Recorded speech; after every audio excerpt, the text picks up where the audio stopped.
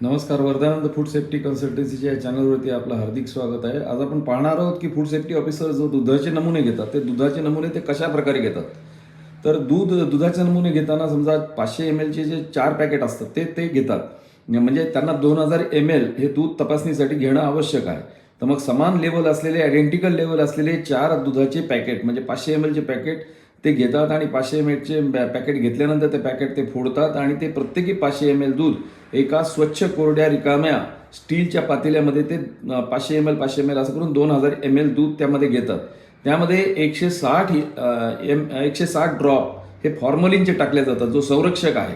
म्हणजे दुधाचं सॅम्पल जे फूड अॅनालिस्टकडे पाठवले जातात तर त्यामध्ये फॉर्मलिन टाकणं आवश्यक आहे, कारण की दूध प्रिझर्व करणं आवश्यक आहे, ज्याच्यामुळे त्या दुधाचं ॲनालिसिस होऊ शकेल.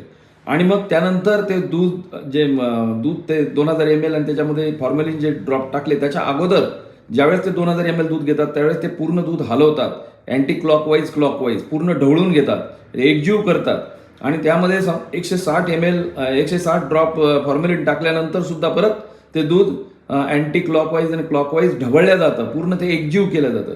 त्यानंतर ते दूध 4 भागामध्ये डिव्हाइड करावं लागतं. मग ते स्वच्छ कोरड्या रिकाम्या बाटल्या 4 घ्याव्या लागतात आणि त्या प्रत्येक बाटलीमध्ये 500 ml या प्रमाणात ते दूध भरावं लागतं. ते दूध भरताना त्यांना ते व्यवस्थिशीर भरल्या जावं आणि ते इक्वल क्वांटिटीमध्ये डिवाइड करावं.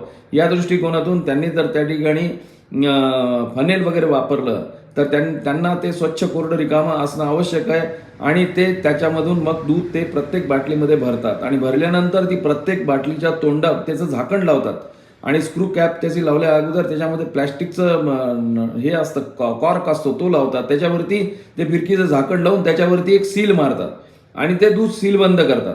अशा प्रकारे दुधाचा नमुना घेणं आवश्यक आहे. तर यामध्ये जे काही ते गोष्टी वापरतात, म्हणजे जसं स्टीलचं पातेलं आहे, फनेल आहे, त्यानंतर ढवळण्यासाठी जो ग्लासचा रॉड त्यांना वापरावा लागतो, या सगळ्या गोष्टी या स्वच्छ कोरड्या आहेत.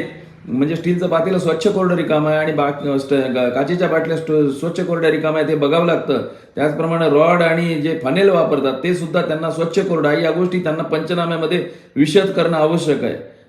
त्यांनी जर या गोष्टी पंचनाम्यामध्ये व्यवस्थित विषय नाही केल्या तर याचा पूर्णतः फायदा हा त्या ठिकाणी त्या आरोपीला होऊ शकतो. यामुळे फूड सेफ्टी ऑफिसरने ती काळजी घेणं आवश्यक आहे आणि फूड बिझनेस ऑपरेटरने सुद्धा हे बघितलं पाहिजे की अशा पद्धतीने व्यवस्थित त्यांचं दुधाचं सॅम्पल हे त्या ठिकाणी घेतल्या जात आहे का नाही.